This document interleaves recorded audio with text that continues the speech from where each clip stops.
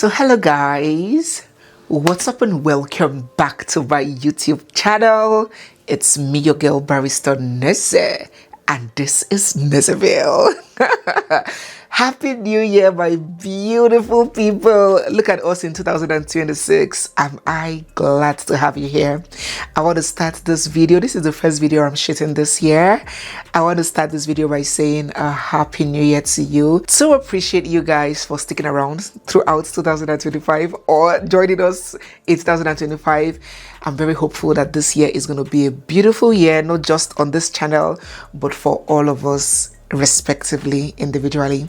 I love you so much. All right, so welcome back to today's video. When the challenges and the eventual separation that happened between Regina, actress Regina, and her now estranged husband, politician Ned Nwoko, happened, a lot of people were very optimistic that she was going to go back, and they had very valid reasons. First was because of the lifestyle that she had already been exposed to as a very young girl, which people believed would be very, very difficult for her to retrace from. Secondly, the suspicion that there would be shame, given the fact that she had already projected this perfect and blissful polygamy. Thirdly, the suspicion of family pressure, and most especially in the interest and for the sake of her children, her two very young sons. And you will recall that around that time, I made a full dedicated video to Regina,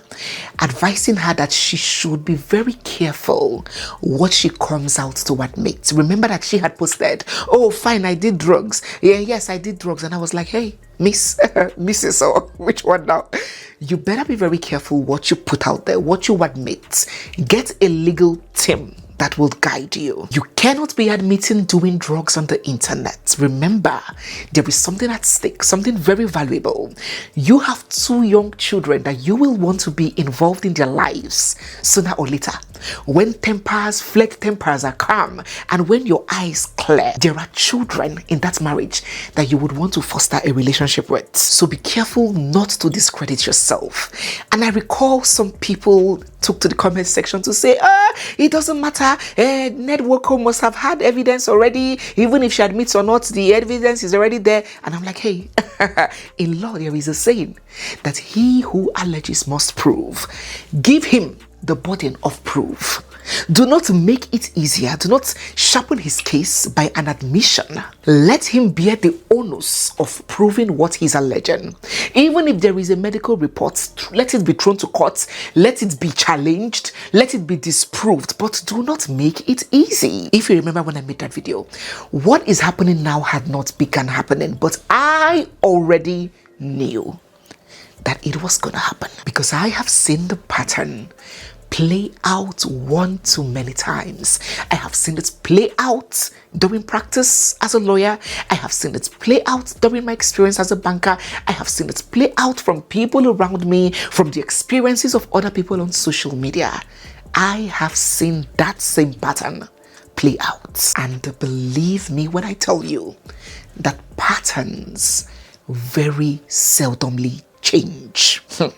Before we proceed with this video, if you're new here, you're seeing my face for the first time, or if you've been watching us without subscribing, hey, it is time to repent. This is a new year, turn a new leaf. Don't fail to hit the subscribe button, give this video a big thumbs up, you know the drill. Once you come in, even before you hear what I have to say, please give the video a big thumbs up and share your thoughts down in the comment section. That makes it all the more educative and, fun. Share your thoughts down in the comment section and stay glued, because we have so much coming your way. Don't also forget that our storytelling master course is still up and running. This is a new year. Some of us have made new year resolutions to go into social media, to start something new, to open a YouTube channel. I have created a wonderful masterpiece of a storytelling course, and it's available for you to access. I'm going to leave the link down in the description box and pinned in the comment section. Just click on it and join. Happy learning. So let's go back to the story. You see, when a woman or a young lady enters an unleveled, unbalanced kind of marriage, old, young, inexperienced, very experienced, many wives, is a virgin. When a lady enters that kind of marriage and decides to leave, it is never ever an easy walk away. It is hardly ever, oh, you're not interested in anymore. Yeah, okay. All right, I wish you all the best. Bye-bye. How can you take care of these children? How can we co-parent? Okay, you have them this day. Oh, the children need both of us. It is hardly ever that way. When a lady in this kind of situation does that, her action is not simply seen as leaving a marriage. It is seen as an insult, as an affront, as an exhibition of ingratitude. Dents the man's ego. In that man's mind, she didn't just leave a marriage. No. She challenged his authority. She exposed his failure to fully control a home, because those kinds of men pride themselves in the ability to control a large family and several women. So she has just succeeded in poking a hole in that perfect persona that he has created. She has embarrassed him in the eyes of friends, family, and society. And for most of these men with money, power, and influence, especially in some kinds of countries that are not driven to protect women, that kind of move is usually repaid. Now, when a lady or a young girl decides to leave an old man, or any man in general, she has made up her mind. She has decided to detach. In fact, for many women, the detaching starts in the marriage. Right when the woman is there, she will start detaching emotionally, start detaching psychologically. The physical detaching is usually the last. So the woman in question has already made up her mind to detach. Detach from his care, detach from his money, detach from his house, detach from his authority. But the only thing, the one thing that she cannot conveniently, easily, emotionally detach from are the children from the marriage. Her children. The umbilical cord. That cord that connected a child to the mother. The first reception of life, oxygen, from a human being is from the mother. That bond, that cord is too strong. Mothers in the house, you know what I'm talking about. Over here, right here in Canada, I might be feeling something. My mother in Nigeria will get the signal and call me. It is a strong spiritual bond. That is the one thing that she cannot easily walk away from. And then that becomes the one thing that becomes or forms the biggest leverage that he has on her. Okay, don't forget, have I mentioned in this video, don't forget to join our exclusive community. If you're yet to, we have a premium community specially designed and crafted for people that want to get inner and in-depth knowledge on a lot of things that pertains to life, marriage, relationships, and the likes. So on that premium channel, I share exclusive content regarding issues that affect us, knowledge on how we can improve ourselves, act better, be more grounded. You can either join on this platform called School by scanning this code, or you can join on YouTube. I've made it easier.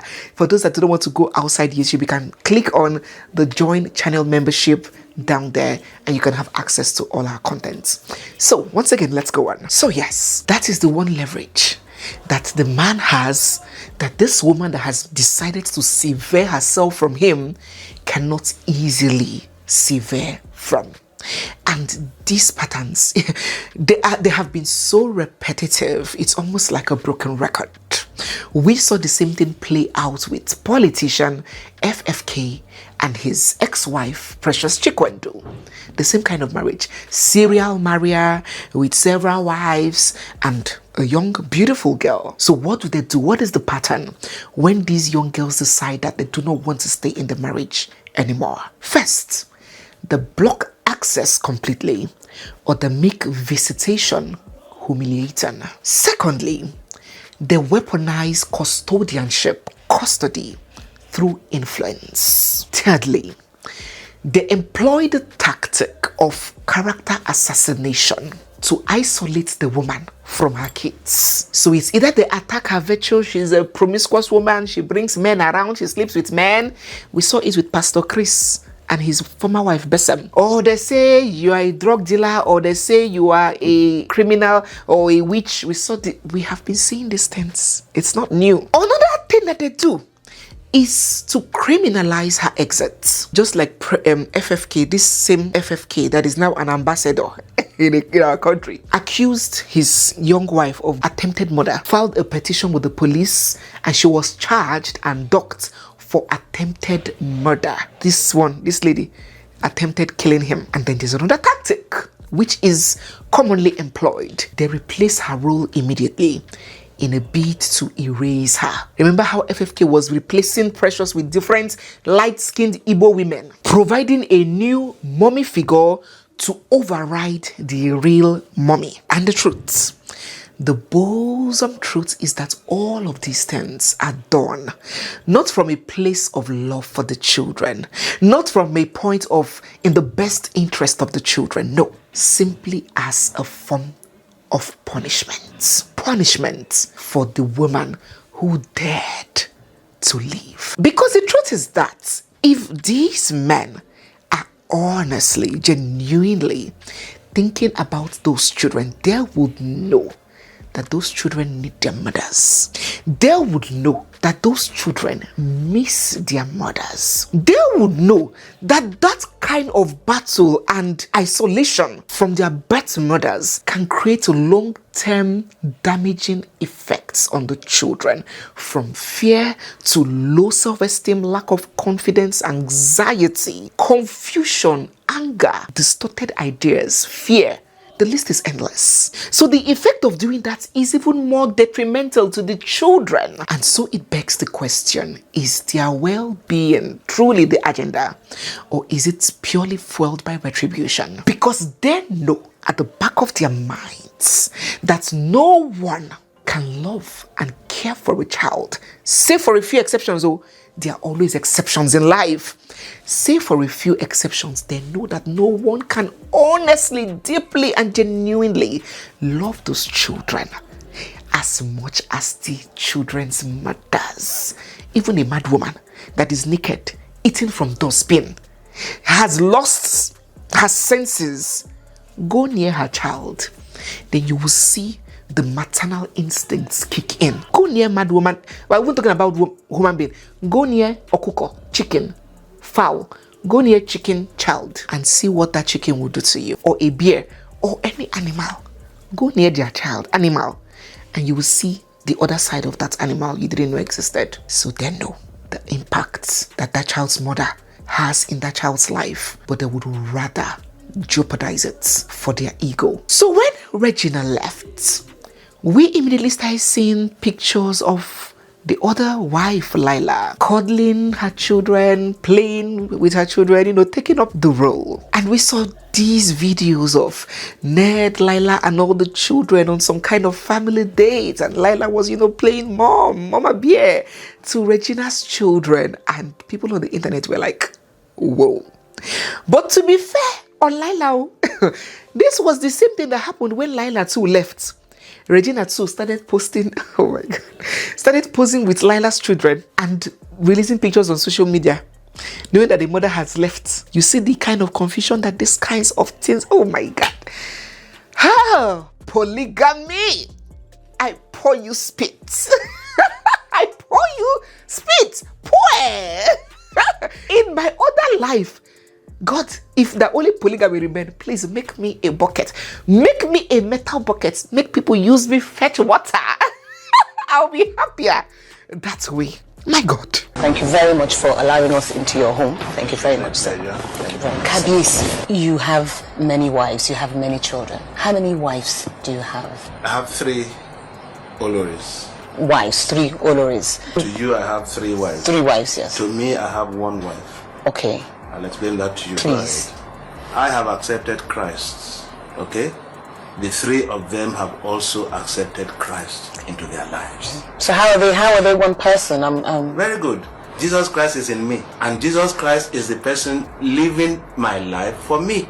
So you see them as Jesus one. Christ is also living their own lives for them. So it is the same Spirit of God, the same Jesus Christ that is living in each of us.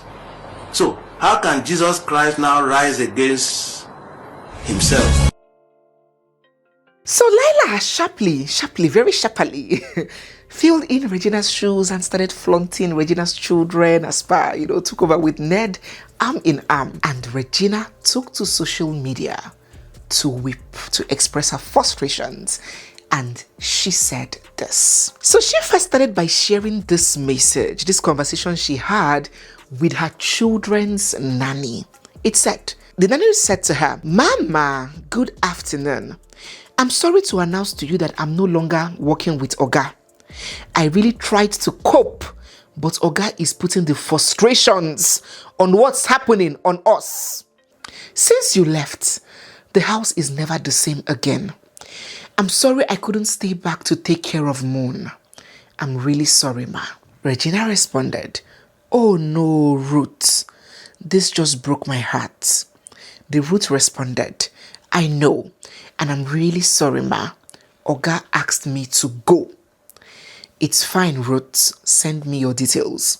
So Regina is sharing this, saying that not only Ned cutting her off from the children, he is also removing people that can give Regina access to the children, give Regina access to see the children, video, updates on the children.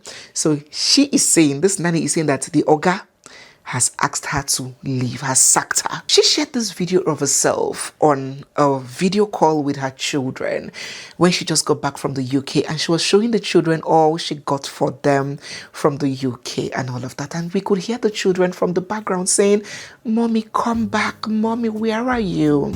I got you sneakers. See?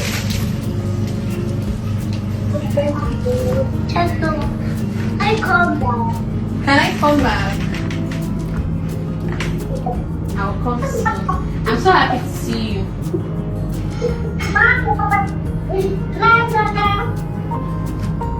Once you guys receive this, if you guys receive the box, one side is for Khalifa, one side is for Moon.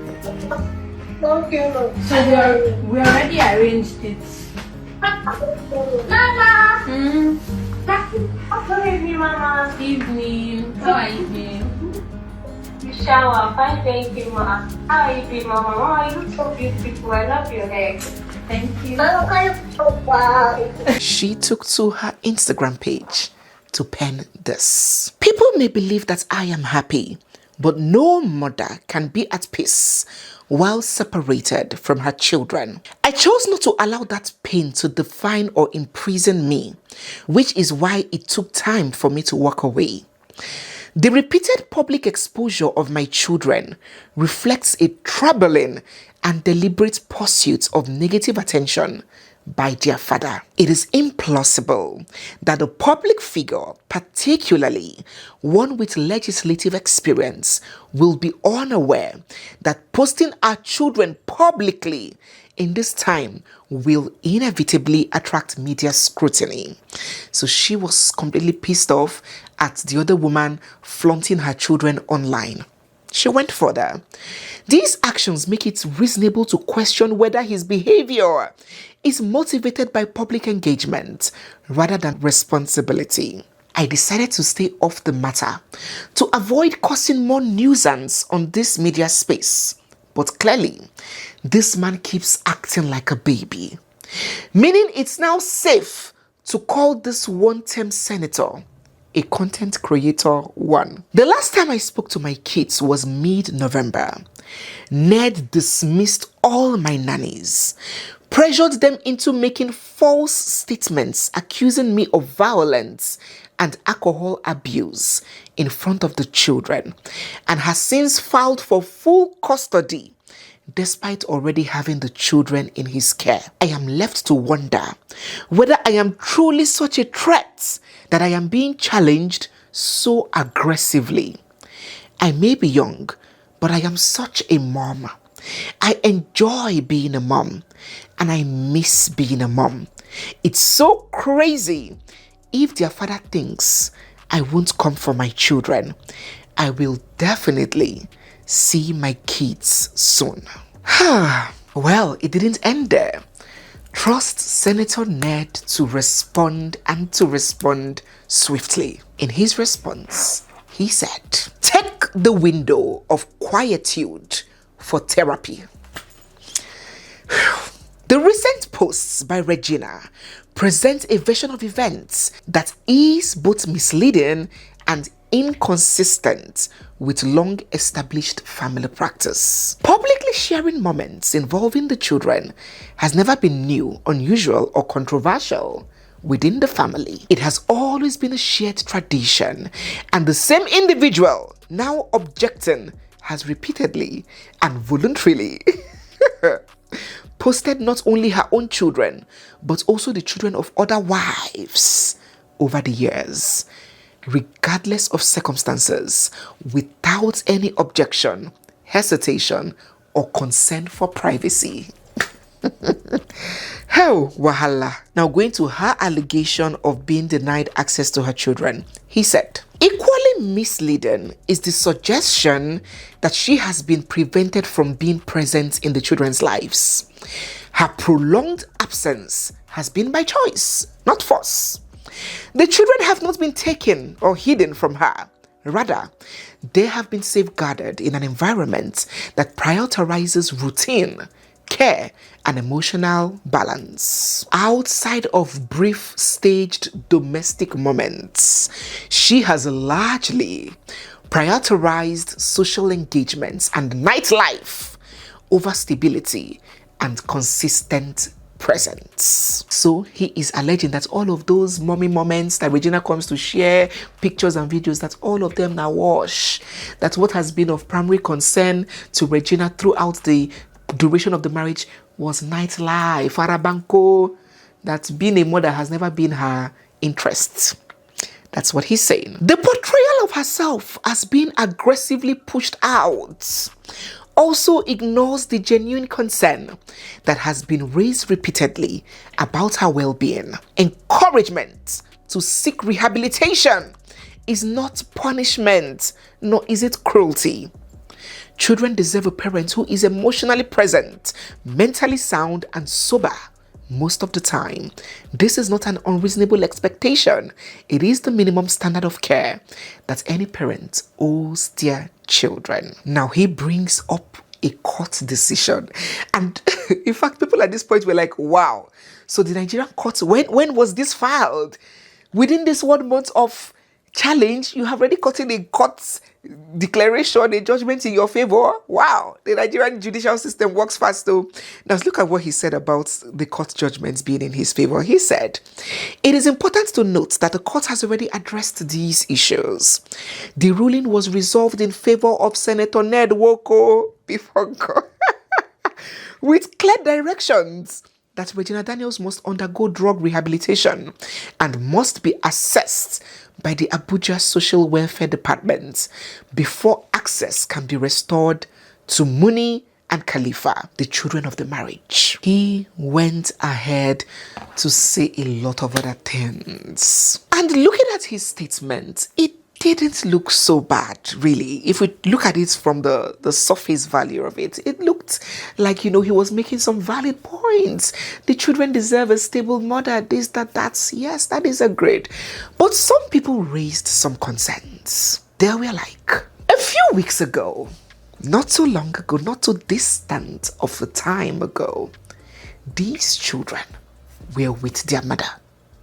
Before these issues reared its head, these children were with their mother. You would go to work and leave them with their mother. You would travel for your political functions and engagements, and they would be under the care of their mother. Yet, in your many statements, you have said that this drug issue, according to you, has been persistent for months. Meaning, it didn't just start when this matter got out to social media, right? According to you, we're not saying that she did drugs, but according to you, you said that she has been this. So, She has been that. Yet these children were with her when the going was good between both of you.